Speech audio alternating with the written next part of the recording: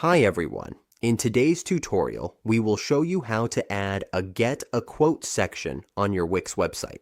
This is a great option for businesses that want customers to easily request pricing or project estimates.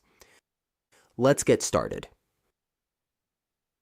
On your Wix Studio dashboard, to add this Get a Quote section, all we need to do is click on Getting Paid on the left side of the dashboard. Here, we can see the price quotes.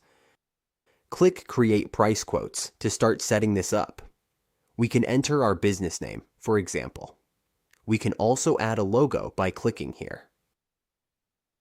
Here is the quote info. We can fill in this section as needed.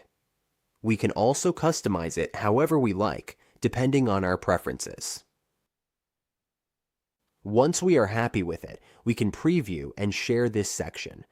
We can save it as a draft and add it to our Wix website whenever we are ready.